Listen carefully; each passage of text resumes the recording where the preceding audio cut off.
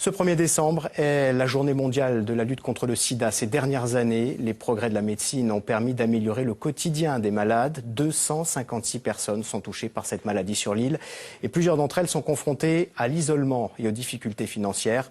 Le rôle des associations reste capital au quotidien. Un brin d'humanité, c'est un reportage de Marie-Christiani et de Stéphane Agostini.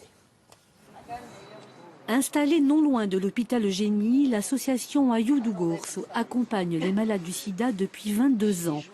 Ils sont une cinquantaine à venir très régulièrement s'y réfugier. Car au-delà de toutes les aides matérielles, la question de la solitude avec les années qui passent est toujours aussi prégnante. Pour les gens qu'on reçoit ici, une grande partie de gens en grande solitude. Je crois que c'est le fléau, si vous voulez, de cette maladie qui les isole. Ils s'isolent parfois même eux-mêmes.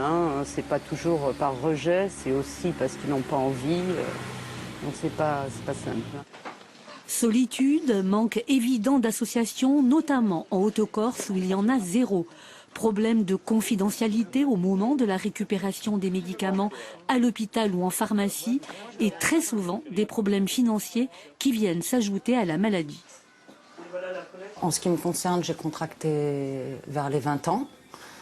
La maladie, je ne la ressentais pas tellement. On m'a donné tout de suite une allocation adulte handicapé qui correspond entre 6 et 800 euros. Elle doit être à 800 euros et quelques maintenant.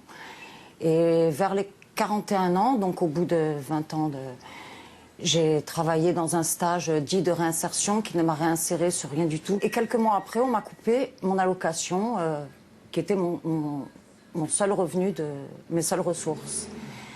Je n'ai pas le droit au RMI, enfin au RSA, je n'ai le droit à une invalidité de 280 euros. Et je dois me débrouiller, je suis en plus mère célibataire, et je dois me débrouiller avec mes 280 euros d'invalidité.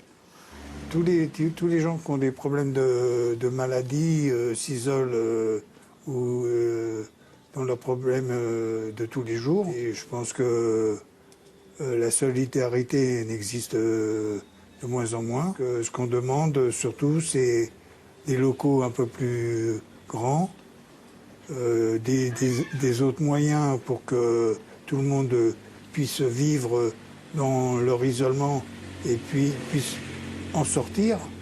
Alors heureusement qu'il y a l'association qui est entre guillemets comme une famille, comme la famille avec qui souvent on ne peut pas toujours parler, on ne peut pas toujours se confier.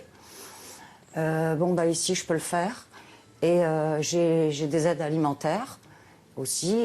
On a tous des aides alimentaires qui nous aident beaucoup et puis des fois on fait des petites sorties, on discute.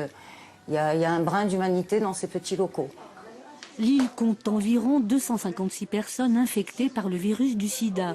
Si tous sont suivis en structure hospitalière ou en cabinet, la question du vivre ensemble autour de la maladie est encore loin d'être réglée.